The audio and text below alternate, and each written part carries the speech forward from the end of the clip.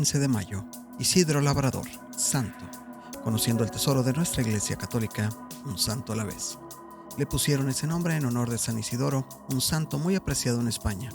Sus padres eran unos campesinos sumamente pobres que ni siquiera pudieron enviar a su hijo a la escuela, pero en casa le enseñaron a tener temor a ofender a Dios y gran amor de caridad hacia el prójimo y un enorme aprecio por la oración, por la Santa Misa y la comunión. Huérfano y solo en el mundo cuando llegó a la edad de 10 años, Isidoro se empleó como peón de campo, ayudando en la agricultura a don Juan de Vargas, un dueño de una finca cerca de Madrid. Allí pasó muchos años de su existencia, labrando las tierras, cultivando y cosechando. Se casó con una sencilla campesina, que también llegó a ser santa y ahora se llama Santa María de la Cabeza. Isidro se levantaba muy de madrugada y nunca empezaba su día de trabajo sin haber asistido antes a la Santa Misa. Varios de sus compañeros, muy envidiosos, lo acusaron ante el patrón por ausentismo y abandono del trabajo. El señor Vargas se fue a observar el campo y notó que sí era cierto que Isidro llegaba una hora más tarde que los otros. En aquel tiempo se trabajaba de 6 de la mañana a 6 de la tarde, pero resultó que mientras Isidro asistía a misa, un personaje invisible, quizás un ángel, le guiaba a sus bueyes y estos araban juiciosamente, como si el propio campesino los estuviera dirigiendo. Llegó un día que los mahometanos se apoderaron de Madrid y de sus alrededores, y los buenos católicos tuvieron que salir huyendo. Isidro fue uno de los inmigrantes y sufrió por un buen tiempo lo que es irse a vivir donde nadie lo conoce a uno y donde es muy difícil conseguir empleo y confianza de las gentes. Pero sabía aquello que Dios ha prometido varias veces en la Biblia: yo nunca te abandonaré. Y confió en Dios y fue ayudado por Dios. Lo que ganaba como jornalero, Isidro lo distribuía en 3 partes, una para el templo, otra para los pobres y otra para su familia, es decir, él, su esposa y su pequeño hijo. Y hasta para las avecillas tenía sus apartados. En pleno invierno, cuando el suelo se cubría de nieve, Isidro esparcía granos de trigo por el camino para que las avecillas tuvieran con qué alimentarse.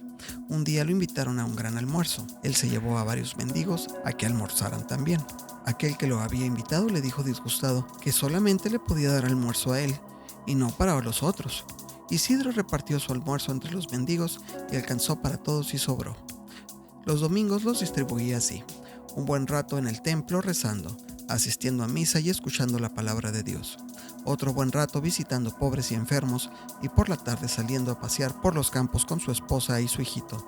Pero un día, mientras ellos corrían por el campo, dejaron al niñito junto a un profundo pozo de sacar agua y en un movimiento brusco del chiquitín, la canasta donde estaba dio vuelta y cayó dentro del hoyo. Pudiendo alcanzar ver esto, los 2 esposos corrieron junto al pozo, pero este era muy profundo y no había cómo rescatar a su hijo.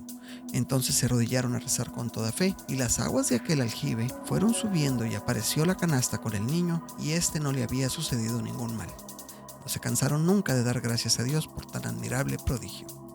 Volvió después a Madrid y se alquiló como obrero en una finca, pero los otros peones, llenos de envidia, lo acusaron ante el dueño de que trabajaba menos que los demás por dedicarse a rezar e ir al templo. El dueño le puso entonces como tarea a cada obrero cultivar una parcela de tierra, y la de Isidoro produjo el doble de las de los demás, porque nuestro Señor le recompensaba su piedad y su generosidad.